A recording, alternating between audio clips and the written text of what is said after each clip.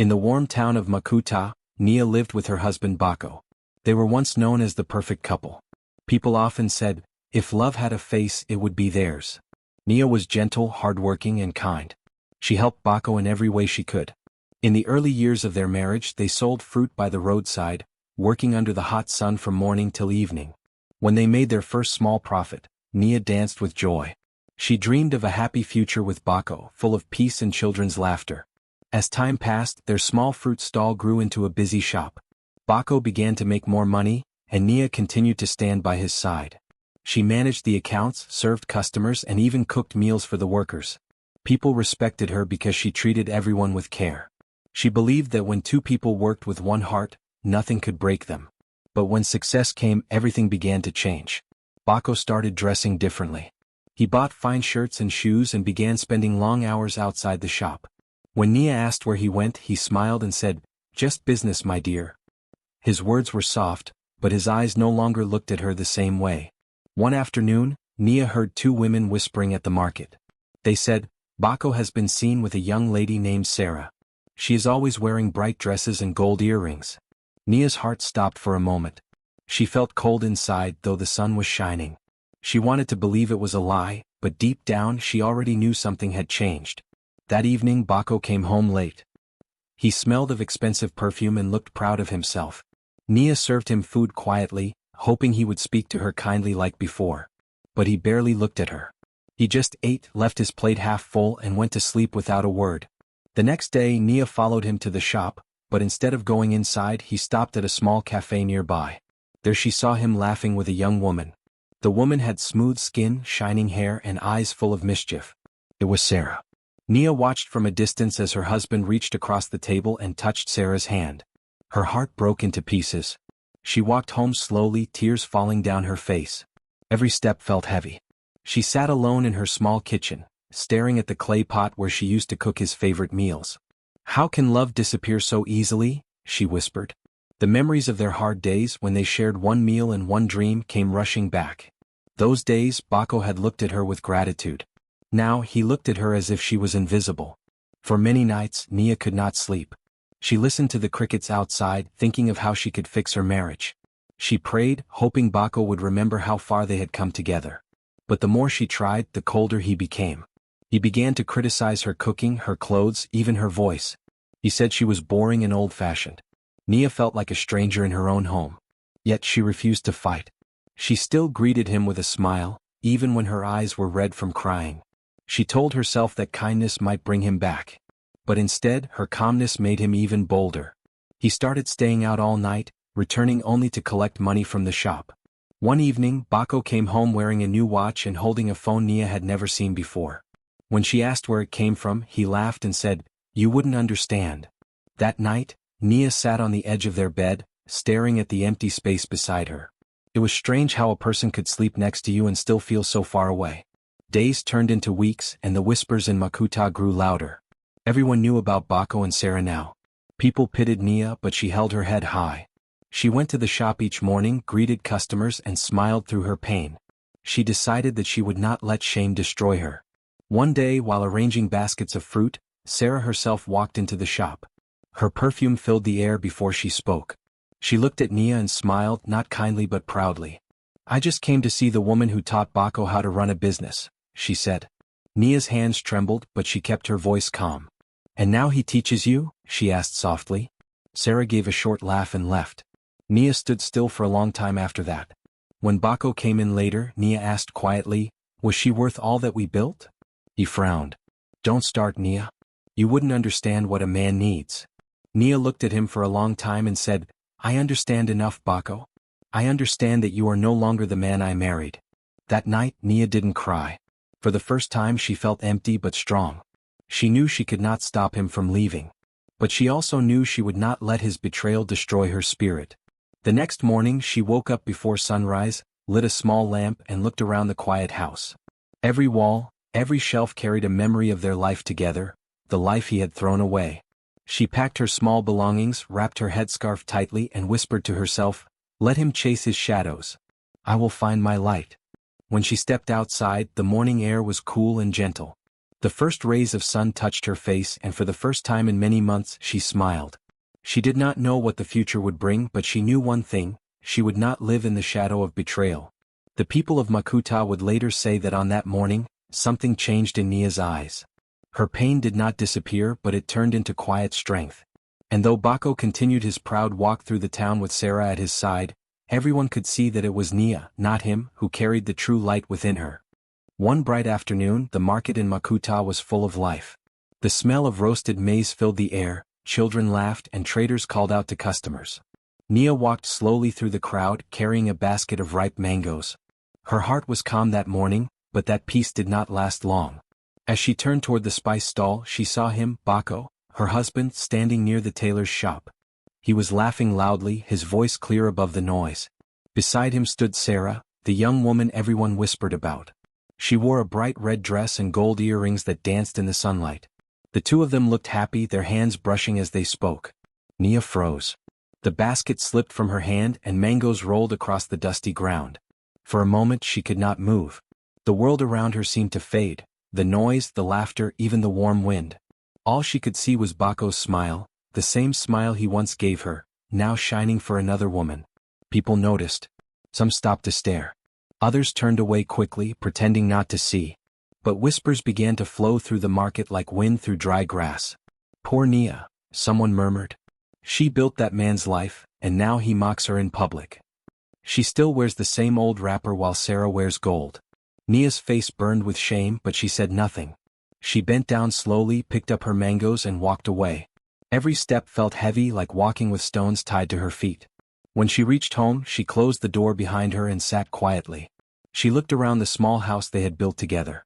Every wall reminded her of Bako. His laughter, his dreams, his promises. The mat on the floor, the clay pots, the old photo of their wedding, everything carried his presence. She touched the photo gently and whispered, "Where did we go wrong?" That night, she cooked dinner as usual. When Bako came home, he didn't notice her red eyes or the untouched food. He just said, "I've eaten already," and went to bed. Nia sat alone at the table, staring at the lamp flame. The silence in the room was deep and painful. It was the kind of silence that made a person hear their own heart breaking. When the lamp flickered out, she lay on her mat and wept quietly. She didn't make a sound, afraid that even the night might laugh at her. She remembered the days when Bako used to hold her hand after long hours of work, when he would say, "Nia, one day we'll have everything." She had believed him. Now he had everything, but she had lost him. Her tears soaked the pillow, but she kept her cry soft, like a secret. She was not crying for love alone, she was crying for respect, for trust, for all the effort she had given that had been thrown away like dust. When dawn came, the sky turned gold. The first bird sang outside her window. Nia sat up slowly, her eyes swollen from crying.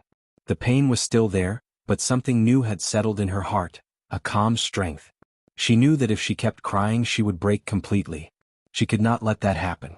She went outside and watched the sun rise over Makuta. The light touched the rooftops and the palm trees, and the town began to wake. She took a deep breath and whispered to herself, "I will not beg. I will not fight. I will rise." That morning she cleaned her small yard, washed her clothes and tied her headscarf neatly. The neighbors watched her, surprised. They had expected her to stay hidden, to drown in sorrow. But she greeted them with a calm smile. In the market, people still whispered about Bako and Sarah. Some looked at Nia with pity, others with curiosity.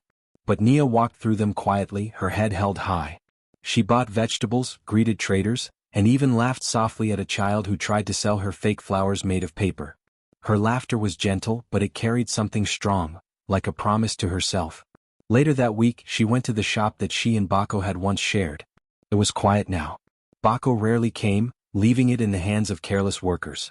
Dust covered the shelves and the smell of rot hung in the air. Nia stood there for a long time, thinking of how she had worked to make that place shine. Then she turned and walked away. She knew it was no longer her home. She had given her best there, and her best had been taken for granted. But she still had her hands, her mind, and her heart. That was enough to begin again. At home, she took a small wooden box from under her bed. Inside was a few coins she had saved secretly over the years. It wasn't much, but it was hers. She looked at the money and smiled faintly. "This will be the beginning," she said. That night, when Bako didn't come home, she didn't cry. She sat outside under the moonlight and listened to the crickets. For the first time in a long while she felt peace. It was a sad peace, but it was hers. She realized she didn't need his love to survive. She needed her own courage. The next morning she went to visit Mama Zuba, an old woman known for her wisdom. Mama Zuba looked at her kindly and said, "You look tired, child, but your eyes are strong. What do you want to do?" "I want to start again," Nia said softly. "Then start," Mama Zuba said, smiling. "A woman's strength is not in how loud she cries, but in how quietly she stands." Nia walked back home with those words in her heart. She didn't know how long it would take to heal, but she knew the first step was to let go of her pain. She swept her floor, cooked herself a meal, and ate slowly. It was the first meal she had eaten in peace since her heart broke. That night, she looked at the stars and whispered, "Thank you for showing me who I am." She no longer waited for Bako's footsteps. She no longer feared Sarah's shadow. Her heart still ached, but the ache was different now. It was not weakness, it was growth. In the days that followed, she spoke less and listened more. She learned to enjoy the small things again. The smell of rain, the laughter of children, the music from the radio of her neighbor. Every morning she reminded herself, "I will rise." And though many still gossiped about her, their words no longer hurt her. Because deep inside, Nia had already chosen her path. She would not let heartbreak end her story. She would turn it into her beginning. Nia woke up one morning with a quiet determination in her heart. The air in Makuta was fresh, and the sun had just started to rise, painting the sky with soft orange light. She sat on the edge of her bed looking around her small room. It was simple, a wooden chair, a woven mat, and a few pots. But to her it was more than enough. It was peace. For the first time in months she felt free. Free from the pain of betrayal, from the whispers of pity, and from the heavy weight of waiting for someone who had already walked away. She took a deep breath and said to herself, "It is time to begin again." She knew it wouldn't be easy. Bako's business had been her life for years. She had worked in that shop from sunrise to sunset, building it with her hands and her hope. But now that chapter was closed. She had nothing left from that partnership. Not money, not ownership, not respect. All she had was her experience, her skills, and her name, and that was enough. That day she walked through the market, her mind full of ideas. She stopped by a small stall run by an old friend named Amina. "Sister Nia," Amina said with surprise, "I haven't seen you in weeks. You look different, lighter." Nia smiled softly. "I have decided to start something new," she said. "I will open a trading shop of my own." Amina's eyes widened. "Alone?" "Yes," Nia replied. "Alone but not afraid." Amina nodded and gave her a small bag of dried beans. "Take this as a start," she said kindly. "I know your heart. You will succeed." Nia thanked her and returned home, holding the small bag like a treasure. It was not much, but it was a seed, and she knew that from small seeds strong trees could grow. The next morning, Nia borrowed an old table and set it up near the corner of the market. She arranged the beans neatly in small baskets and smiled as people passed by. At first few stopped to buy. Many still thought of her as the woman Bako left. But she didn't mind. She greeted everyone with warmth and never gave up her smile. By noon one old man stopped and said, "Your beans look clean and fresh. How much?" "Only a fair price," she replied. "I sell with honesty, not greed." The man nodded, paid her, and walked away. The next day he returned with a friend. "This woman sells the best beans," he said. And that was how it began. Each day more customers came. Nia treated everyone kindly whether they bought little or much. She gave fair prices, shared kind words, and sometimes even offered a handful of beans to those who couldn't pay. People began to talk about her honesty. In a town where many traders cheated for profit, Nia stood out. Soon she moved from a small table to a wooden stall. She began selling maize, rice, and groundnuts. Her stall was always neat and filled with laughter. Her two workers, young girls named Lindy and Asha, respected her deeply. "Mama Nia," they called her. "You make work feel like family." She often told them, "When you give people truth, they will give you trust." While Nia's shop grew, Bako's business began to fall apart. Without her, the books went unbalanced, the workers lost discipline, and Sarah's careless spending emptied the till. Customers complained, and soon many of them stopped coming altogether. At first, Bako didn't notice. He still walked around with pride, wearing his gold watch and bright shirts. But slowly he began to see the change. One afternoon he entered the market and was shocked to find people lined up outside Nia's small shop. He stood at a distance, watching. She was laughing, greeting customers by name, her face glowing with confidence.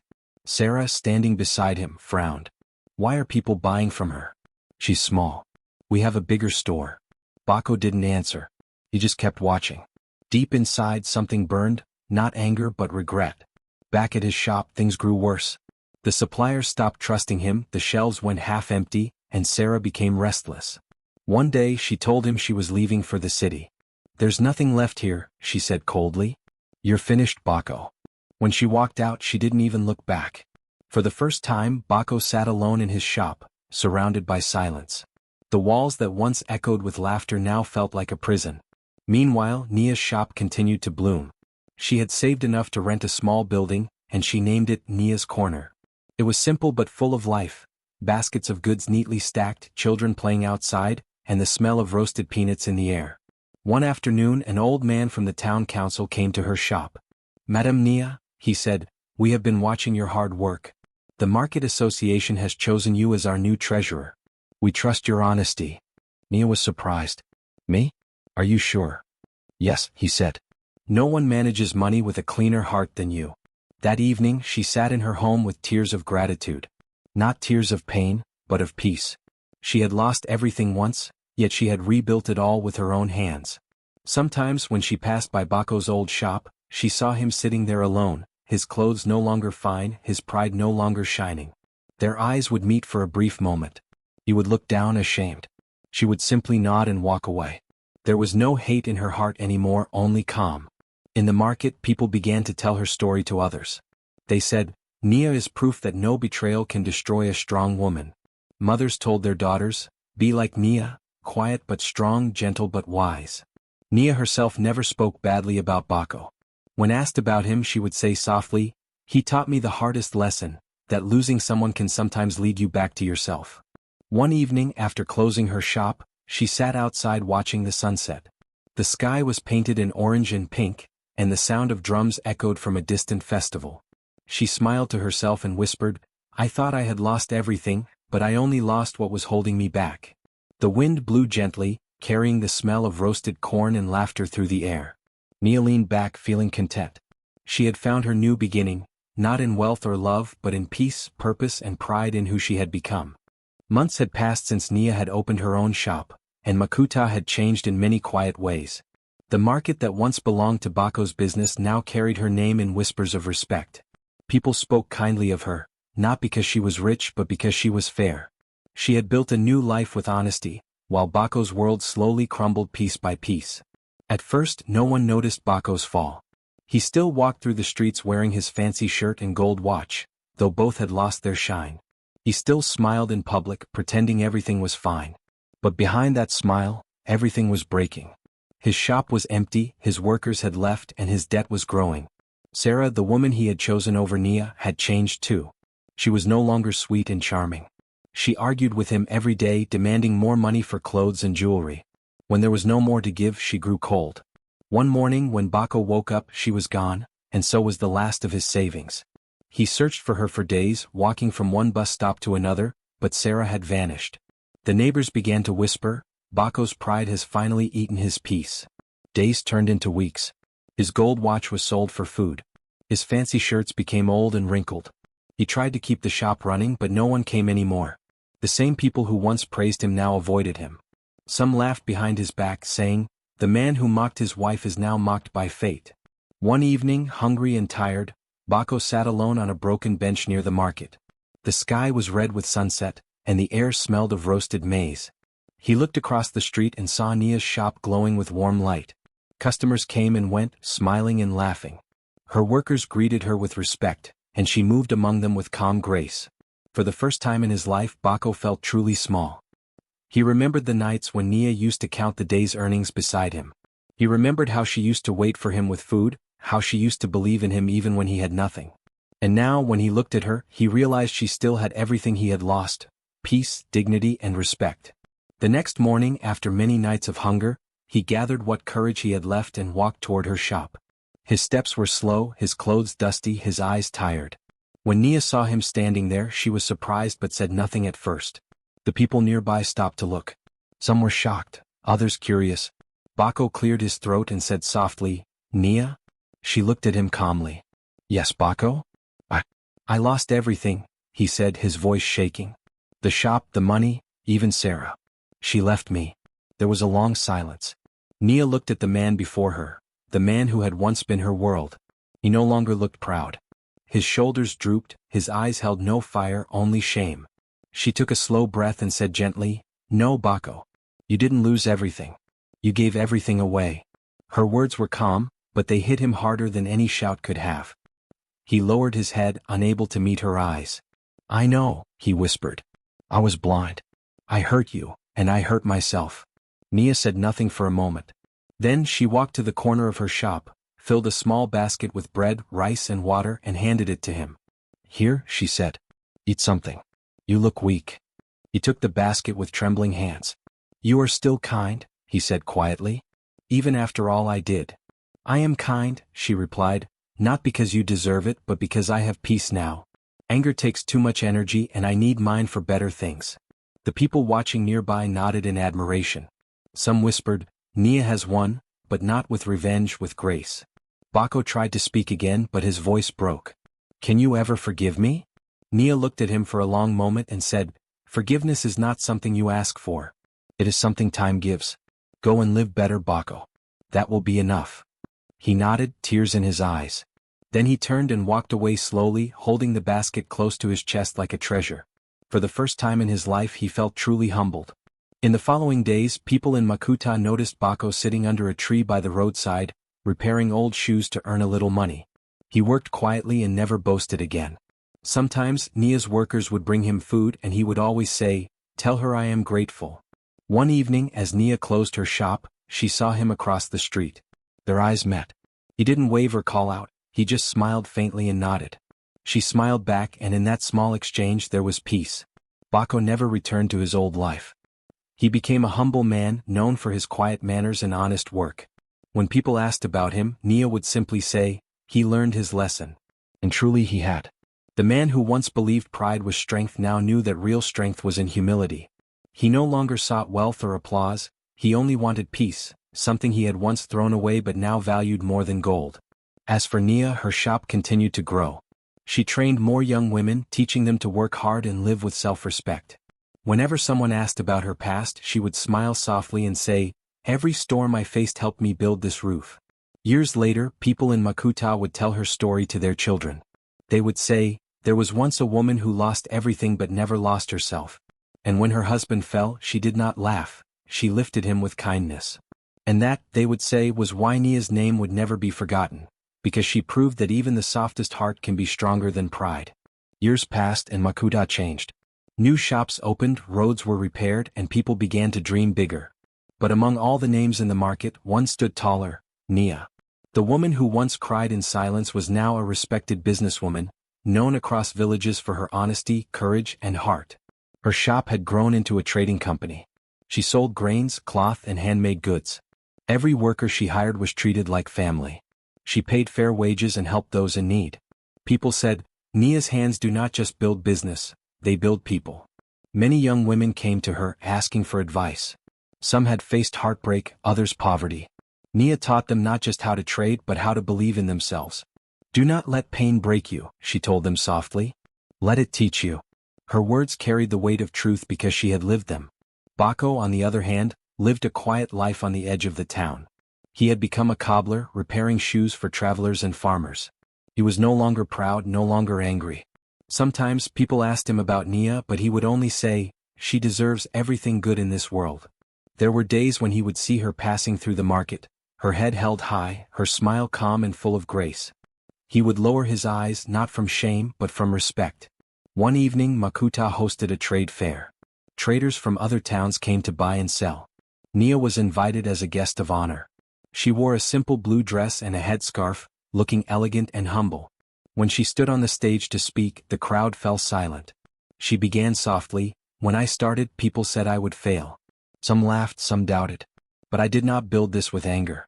I built it with hope, patience, and faith." The people clapped, cheering her name. Some of her old workers wiped their tears, remembering how far she had come. After the event, a young girl asked her shyly, "Mama Nia, is it true that someone once hurt you badly?" Nia smiled kindly. "Yes," she said. "Someone did. But I thank him now. The girl looked confused. You thank him? Yes, Nia said. Because his betrayal was my beginning. I could have chosen bitterness, but I chose to grow instead. I learned that real revenge is not about hurting back. It's about rising so high that the pain can no longer reach you. The girl nodded slowly, her eyes full of admiration. So, what was your revenge? She asked in a whisper. Nia looked at the sunset beyond the market, where the sky burned gold and red. Then she smiled and said, My revenge was success and peace. The words spread through the market like a song. People repeated them to each other. Did you hear what Nia said? One man asked. Her revenge was peace. That night, as the lamps glowed and music filled the air, even those who once mocked her name felt respect. She had not only rebuilt her life, she had built a legacy. Meanwhile, in a quiet corner of Makuta, Bako sat outside his small repair stall, listening to the laughter from the fair. He smiled faintly, whispering to himself, She found peace. That is all I ever wanted for her, though I was the reason she lost it once. He looked down at his hands, rough from work, and shook his head. She won, he murmured. And I'm glad. Days turned into months, and Nia's name became a symbol of strength. Women from nearby villages came to her for guidance. Men respected her wisdom. Even leaders sought her advice in trade matters. But she never forgot where she came from. She still walked through the same market, still greeted the old sellers, still helped the poor. One day, a journalist from the city came to interview her. He asked, Madam Nia, people say your story is one of revenge. What do you say to that? Nia chuckled softly. Maybe they are right, she said. But my revenge was not fire or anger. It was light. I proved that peace can be louder than pain. The journalist smiled and wrote down her words. When the story was published, the whole region talked about her. Children in schools were told about the woman who turned betrayal into power. And from that day, people in Makuta would say, Nia's strength was her sweetest revenge. Years later, when she grew older, Nia built a small center for women who wanted to start their own work. She named it the Rise Foundation. She often visited and taught the girls there. Sometimes she would tell them her story, not with bitterness but with calm pride. There will always be people who try to break you, she would tell them. But your response decides your future. Choose peace and you will always win. The girls listened with shining eyes, inspired by the woman who had once walked through pain and turned it into purpose. As time went on, Nia became not just a businesswoman but a symbol of hope. Her name was spoken in songs, in market stalls, and in homes. Mothers told their daughters, Be like Nia, strong but gentle. And in the evenings, when the wind blew softly through the streets of Makuta, people said you could still hear her words carried in the air. My revenge was success and peace. And so, her story lived on, not in gold or wealth but in hearts that learned from her strength.